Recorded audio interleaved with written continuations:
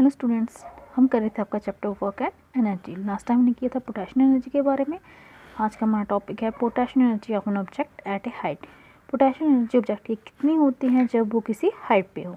N object increases its energy when raised to a height. Object की energy जो होती है वो इंक्रीज हो जाती है जब उसे हम कुछ हाइट पे लेके जाते हैं।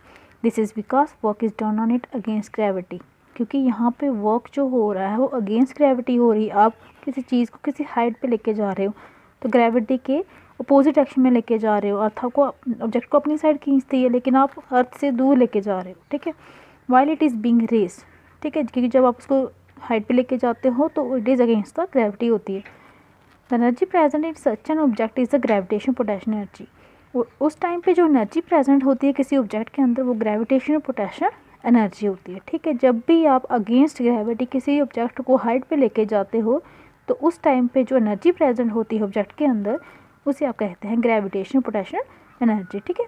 ग्रेविटेशन पोटेंशियल एनर्जी जो ऑब्जेक्ट की होती है किसी पॉइंट पे अबव द ग्राउंड उसे डिफाइन करते हैं work done in raising it from the ground to that point against gravity. मतलब ग्रेविटेशन पोटेंशियल एनर्जी किसी ऑब्जेक्ट की किसी पॉइंट पे जब आप निकाल रहे हो तो वो क्या होता है, कितना वर्क डन हुआ उसे किसी हाइट पे ले जाने में उस ऑब्जेक्ट को, लेकिन अगेंस्ट ग्रेविटी के अपोजिट में, ठीक है। It is easy to arrive an expression for the gravitation potential energy of an object at a height. ये बहुत ही ईजी है एक्सप्रेशन अराइव करना ग्रेविटेशन पोटेंशियल एनर्जी की ऑब्जेक्ट की जब उसे किसी हाइट पे लेके जा रहे हैं। जैसे यहाँ पे देखिए, consider an object of mass. एक ऑब्जेक्ट ले लीजिए, इसका मास ले लीजिए m, उसे ले जाइए, आप सपोज कीजिए किसी हाइट तक लेके जा रहे हैं h। उसको ये ऑब्जेक्ट आपका हाइट तक रेस कर रहे हो, यहाँ से यहाँ तक हाइट कितनी है h है। A force is required to do this. अब ऑब्जेक्ट को यहाँ से लेके वहाँ तक ले जाने में कुछ ना कुछ फोर्स तो अप्लाई हुई होगी। The minimum force required raise object is equal to the weight of the object. जो मिनिमम जो फोर्स होगी कम से कम वो किसके इक्वल होगी, जितना वेट होगा ऑब्जेक्ट का। लेकिन वेट जो ऑब्जेक्ट का होता है वो इक्वल से होता है फोर्स, ठीक है। कितनी फोर्स आपने अप्लाई की, वो फोर्स किसके इक्वल होती है, मास इंटू एक्सेलरेशन। लेकिन यहाँ पे एक्सेलरेशन ड्यू टू ग्रेविटी चलेगी इसलिए m इंटू जी आ गया। Object gains energy equal to work done on it. तो इसका मीन कि ऑब्जेक्ट ने कितनी एनर्जी गेन की, जितना उस पर वर्क डन हुआ। लेट द वर्क डन जो है ऑब्जेक्ट पे अगेंस्ट ग्रेविटी वो कितना ले लिया अपने W। तो इस केस में वर्क डन किसके इक्वल होता है, फोर्स इंटू डिस्प्लेसमेंट। ये आ गया आपका mg इंटू डिस्प्लेसमेंट आपकी कितनी हुई, हाइट h की। ये टोटल आ गया आपका mgh। क्योंकि वर्क डन जो ऑब्जेक्ट पे है वो किसके इक्वल है, mgh है।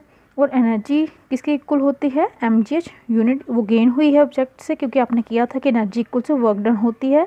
तो इसका मतलब पोटेंशियल एनर्जी जो है ऑब्जेक्ट की वो आपकी आ गई इक्वल टू mgh। ये आपकी एक्सप्रेशन आ गई जब पोटेंशियल एनर्जी की, जब आपका ऑब्जेक्ट क्या होगा, रेस होगा एट ए हाइट h पे against the gravity. It is useful to note that the work done by gravity depends on the difference in vertical height of an initial and final position of the object and not on the path along which the object and is moved। ये हमेशा याद रखिएगा, ये जानना ज़रूरी है कि जो वर्क डन है ग्रेविटी का, जो ग्रेविटी कर रही है वो डिपेंड करता है वर्टिकल हाइट्स, इनिशियल कहाँ पे था ऑब्जेक्ट और कहाँ तक पहुँचा है, ना कि वो किस रास्ते से पहुँचा है, स्ट्रेट रास्ते से गया है या रास्ता चेंज करके गया है, उस पर डिपेंड नहीं करेगा। वो सिर्फ डिपेंड करता है कि यहाँ से लेके यहाँ तक उसकी कितनी डिस्प्लेसमेंट हुई है। यहाँ भी h हुई है, अगर आप यहाँ से यहाँ तक देखोगे वो भी h हुआ है। इट डजंट माइंड कि यहाँ से होकर गया, क्योंकि हमें पाथ को फॉलो नहीं करना, हमें जस्ट हाइट देखनी है, ठीक है। ये फिगर आपको जैसे ये शो कर रही है, तो इसलिए अगर आपकी हाइट ए बी एच ले रहे हो यहाँ से ए से लेके बी तक, तो दोनों सिचुएशन में जो वर्क डन होगा वो mgh होगा।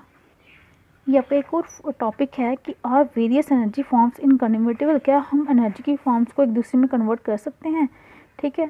We find in nature number of instance of conversion of energy from one form to another. हमें कई ऐसी सिचुएशन मिलेंगी जहाँ हम एनर्जी को एक फॉर्म से दूसरी फॉर्म में कन्वर्ट करते हैं। जैसे आपको ये एक्टिविटी एक दी गई है, सिट इन स्मॉल ग्रुप्स में बैठिए, वेरियस वेज जो एनर्जी कन्वर्जन होते हैं नेचर में उसे आप डिस्कस कीजिए, और ये क्वेश्चन भी अपने ग्रुप में डिस्कस कीजिए। How do green plants produce food? Where do they get their energy from? Why does the air move from place to place? How are fuels such as coal and petroleum formed? What kind of energy converters sustain the water cycle? Next activity है Many human activities and the gadgets we use involve conversion of energy from one form to another. कई सारी human activities हैं और gadgets हैं जिसमें हम convert करते हैं एनर्जी को एक फॉर्म से दूसरी फॉर्म में। लिस्ट, ऐसी एक्टिविटीज़ की लिस्ट बनाइए गैजेट्स की भी। आइडेंटिफाई कीजिए हर एक एक्टिविटी और गैजेट में कौन सी टाइप की काइंड की एनर्जी थी और किस में कन्वर्ट हुई है। This is all about today's topic. Thank you.